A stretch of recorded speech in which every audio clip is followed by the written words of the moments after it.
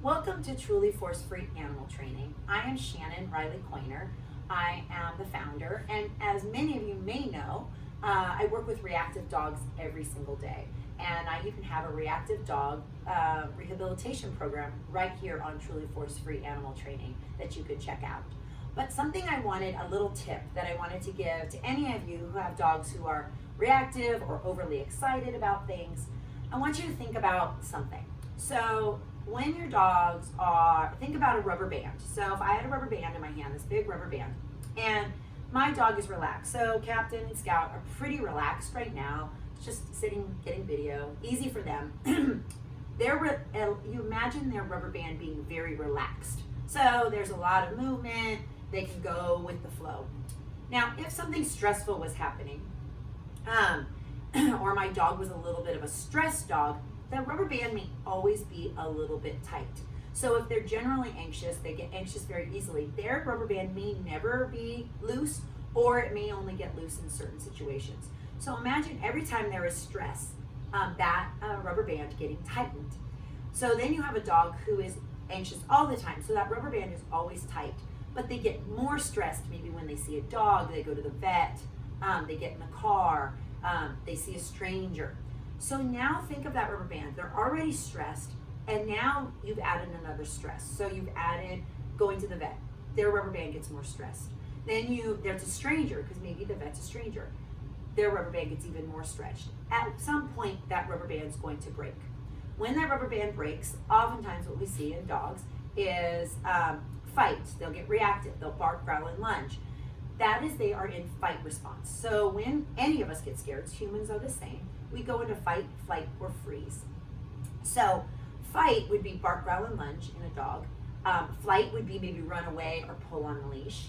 And freeze is where they just stay in place and they can't even think or process. But regardless, it's when the rubber band snaps. They can't handle anymore.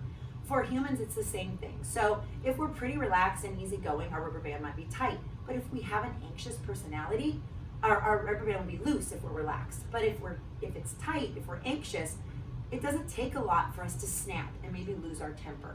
So if you look at your dog, watch your dog. If they can be relaxed most of the time, but they only have specific triggers. So maybe it's only when they see other dogs, they lose it. You need to pay attention to if that rubber band is loose at home, is that rubber band loose in other places?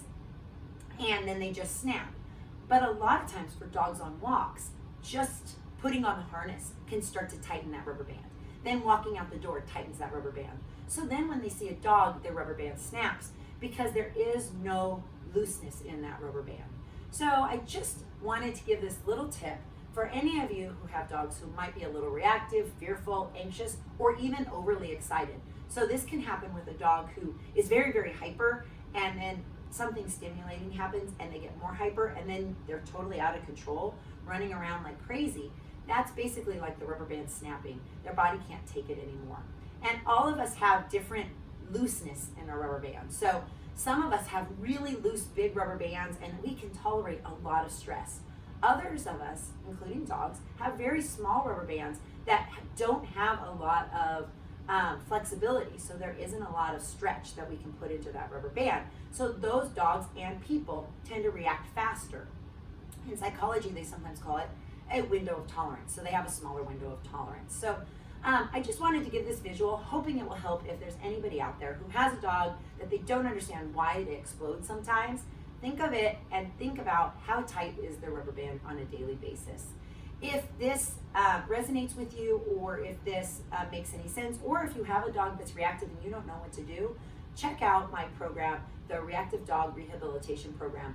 It goes step by step of how I work with dogs in person with reactivity. So there's just 5-minute segments. So you watch a little video, you work with your dog, you go back, watch your video, work with your dog, and hopefully as it goes on, you get a little bit more understanding. So I hope this little tip helps you if you have a reactive dog, and we'll see you next time.